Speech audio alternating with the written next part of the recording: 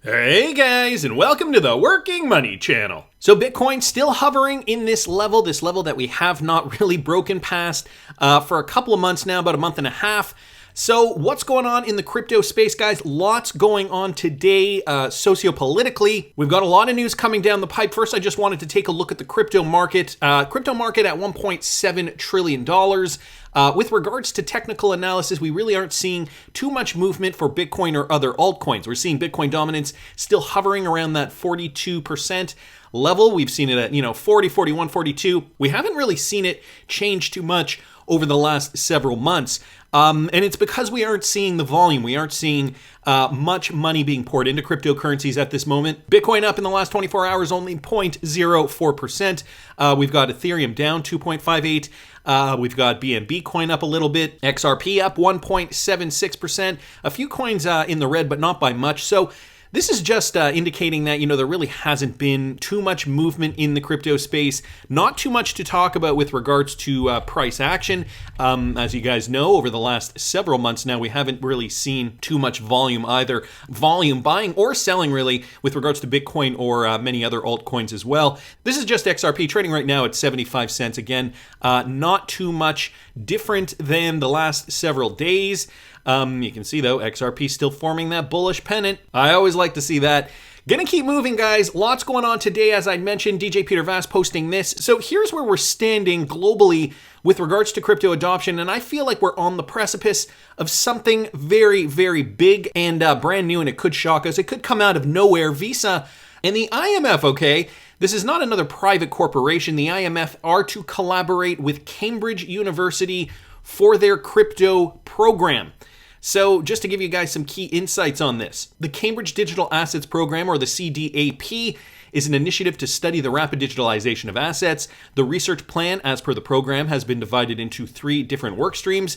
Cambridge Center for Alternative Finance researchers, domain experts, and representatives from supporting institutions will be part of the program. So this is what they've announced. You can see that Visa, along with the IMF, the International Monetary Fund, yes, those who have been very critical of, for example, El Salvador adopting Bitcoin, they are starting this initiative with Cambridge University. And let me remind you, Visa is a Ripple partner through Earthport, and you know who else is involved in this? Accenture, which was one of the very, very first VC firms, venture capital firms, that helped fund Ripple in the early days. Who else is involved? Bank for International Settlements, Innovation Hub, MasterCard, the World Bank, Fidelity, Goldman Sachs, and more will collaborate on the research. Interesting to say the least, guys. And this is with Cambridge University, a very esteemed university. The crypto program. So we can see where things are moving, educating this generation for tomorrow's jobs with regards to cryptocurrency management or blockchain, DLT security, whatever it is. This is where the world is going, and we have these heavy hitters collaborating on this. And, it really did stick out when I did see the IMF, World Bank, Bank for International Settlements, those 3 in particular. I mean, the private corporations, of course, they have a vested interest for sponsorship and whatnot. But the fact that these organizations are also involved in this really does tell us something, I think. Another one from DJ Peter Vass. And I saw this the other day, didn't think too much of it, but then thought about it a little more and thought I'd add it into today's video because it does keep on the topic of what we're talking about. U.S. lawmakers working on policy to open crypto markets to institutional investors. This coming from Kevin O'Leary. Shark Tank star Kevin O'Leary revealed in a series of tweets on Thursday that he has just had a bipartisan meeting with a group of U.S. lawmakers to discuss crypto regulation. Spent my day in Senate, here's the quote, spent my day at the Senate with a bipartisan group of policymakers who get the joke on crypto. They are working on policy that will open these markets to institutional investors. And so, part of the problem has been that institutional investors haven't really felt, I suppose, as protected as they may want to feel. And so Kevin O'Leary is, stepping in, talking to lawmakers. He says, the good news is that they are all over it and agree there is tremendous opportunity. Once they pass the policy, stay tuned. I left them feeling optimistic. The Shark Tank star also thanked Senator Cynthia Lummis for hosting the meeting. We know Cynthia Lummis, a big proponent of Bitcoin. Specifically, the pro-Bitcoiner senator from Wyoming replied to him via Twitter, "It was great to have you, Kevin O'Leary. What a turnout. Big things are coming. I am feeling bullish." So Kevin O'Leary also coming out now and saying, look, we are getting very, very close for institutions to be able to invest in this new asset class. We also know Kevin O'Leary historically has never invested in something that he has felt to be wishy-washy. So, he's talked about that on Shark Tank if you guys don't watch the show. So, I'm looking at this. I'm feeling very positive about cryptocurrency adoption. Of course, there's so much more that's going on in the world. The Russia-Ukraine situation has a lot of eyeballs on it right now. And some are saying, this could potentially change the way, because of what's going on in different parts of the world, this could also change the way people in the West, businesses, corporations in the Western world end up doing business. And I don't doubt it for a second, especially because, there are already being sanctions imposed on Russia. For example, Russia has, said, look, we're going to find a different way to conduct business. And they are already on a system. And I believe 41 other countries are already committed to utilizing this new system, with Russia and China included. So I'm going to keep going because I wanted to let you guys in on this. So this has to do with retail transactions, cross-border payments through Ripple partner RIA. This brought to us by the Wrath of Kahneman here on Twitter. And yes, Walmart takes on Western Union with low-price money transfers to Mexico, making moves last year by launching a fintech arm and buying one neobank. The big box giant announced customers could send money to Mexico significantly cheaper. This is through Walmart to Walmart. Customers can send money from the US to any Walmart store in Mexico for as little as $2.50 per transaction. The firm says that's at least 50% lower than similar offerings in the market. Here's a quote. "We are thrilled to offer Walmart shoppers a convenient way to send money to their loved ones in Mexico at an incredibly low price. Our low fee strategy demonstrates our commitment to continue improving the financial well-being of our customers around the world." In a release, Walmart said the move brings game-changing low fees. In addition, they are committed to providing more inclusive and affordable financial solutions for all customers, including unbanked and underbanked citizens. Now, I also should mention here, Walmart does run on RIA. So this is a direct competitor to Western Union, and RIA is a Ripple partner. So running through RippleNet technology, RIA now sending cross-border transfers to Mexico, specifically through their Walmart partnership for Walmart customers for transactions as low as $2.50, at least 50% lower than similar offerings on the market. So that's big news. We're going to start to see that play out, I think, more and more as the months now, I used to say as the years go on, but as the months go on, I feel like we are closer to this than ever before now. Wanted to thank the Wrath of Kahneman for posting that. Another one from the Wrath of Kahneman as well. Bank Afala mentions its partnership with Ripple in their 2021 annual report. Now, if you guys don't remember, Bank Afala did partner up with Ripple in mid-2020. There was an announcement back then, Bank Afala working with another Ripple partner, TerraPay, who also recently partnered with another Ripple partner, Lulu Exchange. So several Ripple partners there partnering up together to create a synergy, I suppose. That was back in 2020 and just late last year. So this is a couple months old, but they are seeing the benefits of this. As an industry first, the bank has integrated its remittance payment system with RippleNet, Ripple's global blockchain payments network, to offer a faster and more secure payment service to remittance customers. Through this integration, the bank will be able to scale its services and offer market launches with newly onboarded RippleNet partners in a quicker way. So this is just another statement from Bank Afala, who again also recently partnered with Ripple partner Lulu Exchange, and Lulu Exchange partnered with TerraPay. So 2022, that year where many Ripple partners are not just partnering with companies that aren't already Ripple adopted or have adopted RippleNet, they are partnering with each other to create what's looking like a synergy to take over large swaths of the segment in their geographic regions.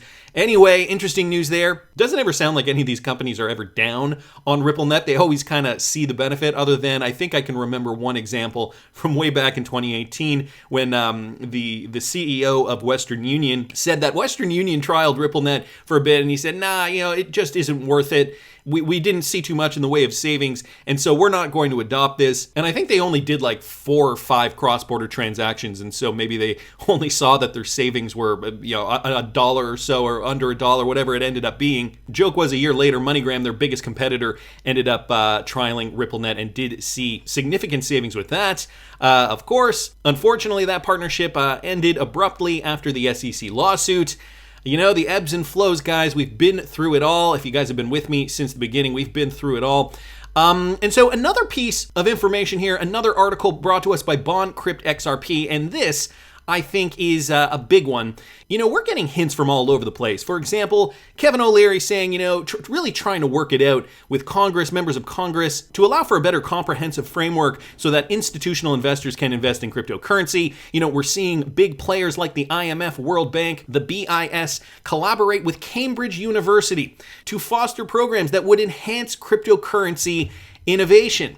All this stuff, you know, just points to the fact that cryptocurrency is certainly not going away. Getting into cryptocurrency early, like you and I have done, is certainly the right choice. And so, do we listen to what he says, or do we do the exact opposite? Again, from BondCrypt XRP, Bill Gates issued a warning to the world about Elon Musk and the danger posed by banking on the value of cryptocurrencies.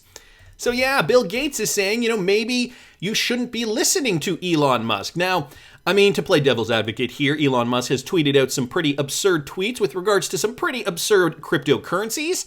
Well, anyway, just listen to this. Bill Gates has issued a warning to the world over Elon Musk and the danger posed by banking on the value of cryptos. He suggested the crypto market was dangerous for those who had less money than Musk, which, considering he has the highest net worth of any individual on the planet, is every other person in the world, literally.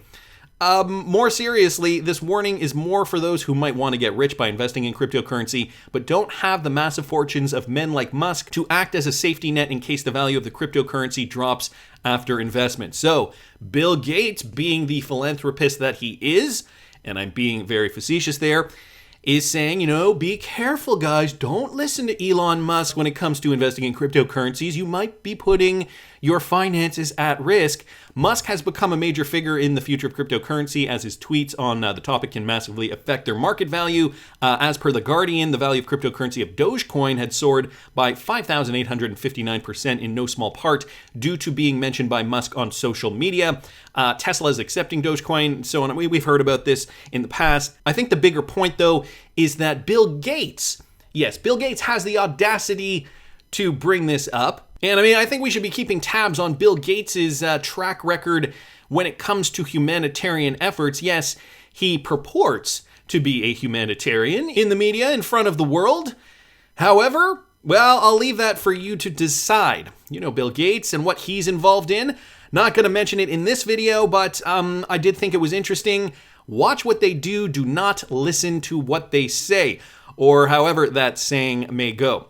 So, an interesting assortment of news today with regards to cryptocurrency adoption, feeling like it is coming fast and furiously, guys. We haven't seen that much movement for many cryptocurrencies as of now. And there's this idea of the flipping of the switch. Now, I was on Twitter and I was reading, somebody was saying that Brad Garlinghouse and David Schwartz actually coined the term flip the switch. And so, you know, it's become something of folklore almost, you know, when are they going to flip the switch? Is there even a switch that they can flip? Can they just turn on ODL? Can they let the XRP flow? Is this what's going to create the demand? Does the infrastructure have to be put, because this is the other question, right? Does the infrastructure have to be put in place before the switch is even flipped? And I think that does have a lot to do with it. I mean, why would you flip the switch if you weren't ready? Over the last several years, Ripple has garnered so much business. Every single day on this channel, you know, I talk about more Ripple partnerships and how, you know, they're seeing the benefits, for example, with this one, just as one example, the benefits of utilizing RippleNet. And so this proverbial switch that they're going to flip, maybe it's a literal switch, I don't know. But when they say, let's flip the switch, are we going to see a surge for XRP? And I mean, I think more realistically, will we see a surge for XRP demand? Because when a switch is flipped, there is going to be theoretically an onslaught of companies that are going to be put on a new system, a new financial system. This could coincide. I mean, I'm sure it does coincide considering what we know with a new financial system that the elites want to implement at the highest level. So the time clearly is not right yet, but it does sound like once everybody is integrated, once Ripple has enough companies that do want to run on RippleNet, of course, other companies can join in later, but I guess there has to be that critical mass of companies. There will be a switch flipping as per Brad Garlinghouse and David Schwartz.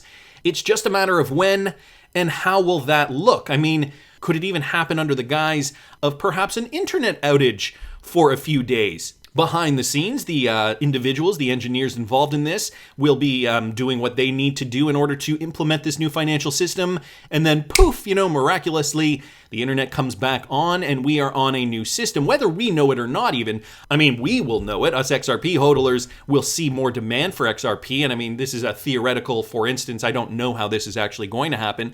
But, we would see that demand for XRP. Obviously, we would see XRP price perhaps gaining steam, going up very, very quickly. Or we could wake up one day and the price of XRP will already be at that critical high price where supply and demand equal out. And that's what it'll be. It'll be a high, stable price so that everybody who is involved, everybody who is running on RippleNet can now source XRP for liquidity for cross-border transactions. And these will be for high value payments. So some theories floating around here. And to that point, guys, David Schwartz, Joel Katz, from November of 2017. Now, I've never seen this screen grab before, so I thought it was interesting. Brought to us by Real XRP Boy here on Twitter. David is no stranger to flipping the switch. And so here's what he said in this. I think we're at a critical point now where we are starting to pivot some customers to XRP for some corridors. Again, guys, this was back from 2017. We have enough adoption now and enough value and liquidity in XRP that's realistic. And then he uses an example of a Ripple client, Qualix, is so far the only announced partnership of this type. But fast forward 5 years. The main limiting factor right now is everyone having enough confidence that the system is going to work correctly and that they're willing to flip the switch and let it make large, irreversible payments without intervention. So it sounds like there is a switch that does need to be flipped. Of course, back in 2017, they were nowhere near ready to flip that switch. But we fast forward 5 years and we look at the innovation that has come down the pipe. We look at the warnings, the quote unquote warnings from people like Bill Gates. But then we look at, the real world adoption, Bank of Fala, Walmart, of course, running on RIA, which is a Ripple partner, and all the other indications that cryptocurrency adoption is going to take place. Then you think to yourself, guys, how close are we for the switch to be flipped? Keep your eyes on the Russia-Ukraine situation. I do think that is going to have an impact, but that's just my opinion. I want to hear what you guys think. Please subscribe to the channel if you haven't already. Like the video if you like the content I'm providing. I always love hearing your comments. See you in the next one, guys.